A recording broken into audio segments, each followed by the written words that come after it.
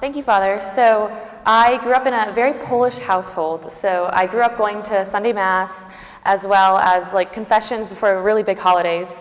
But once I got to high school, I kind of fell away from my faith. I didn't really go to church anymore. And until my senior year of high school, one of my friends who's Protestant would continuously invite me to her church.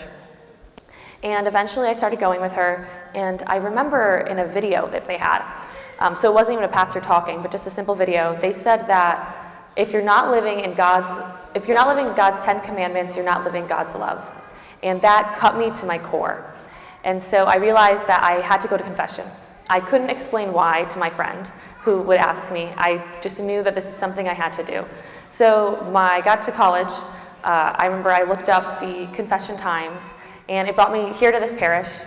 This is when we had the noon daily mass, and so I remember I went to confession, and I felt this huge weight lift off my shoulders that I didn't even realize I was carrying. I remember I went down to the bathroom, and I called my mom on the phone, and I was like, wow, I didn't know I had this weight, Mom. I'm just so happy. And so I went back upstairs, I went to the mass, and I saw it in a completely different light. This is like a beautiful thing, like the mass. I didn't realize it was this. And so I started going to daily mass when I didn't have classes, and I would go to Sunday church, and I remember the campus minister would invite me to student dinners, and I never went. She invited me every Tuesday when I was at the daily mass. I never went. Until I went to the Christmas party, and I was welcomed into this beautiful community, very friendly, very welcoming, and so I was like, oh, I really want to get involved in this. So I came back the next semester, and I started getting a little bit more involved, and just was formed based on the friendships around me, hearing conversations, people talking about the Catholic Church, the teachings of the Church, and that's how I kind of started my own faith formation, was learning from my friends. They also would invite me to adoration or different times of Mass, and so this is kind of how my prayer life started. In my sophomore year, the Focus missionaries came, and this is really where I learned how to pray, Lectio Divina, also with Father Casey walking with me too. That's also how I kind of built up my prayer life. And so that was the first year of my retreat as well, was my sophomore year of college. Then I was involved in the nursing home ministry as well. And this is when I started visiting an older gentleman who was blind. He didn't have any family. He really only it was me and the nurse that was there that he was very close to, the recreational director, and Father Casey. Those were the people in his life. So when I first started visiting him, I would just read to him. He loved to hear stories about apparitions of Mary. So that's all I did. I would just read to him these stories. His favorite was Our Lady of Zautun. But I remember when COVID happened, I couldn't visit him. So I started writing letters to him, and I started calling him, and this is when our friendship really began. I really got to know this man that wasn't just this blind guy I visited, but this was a real person.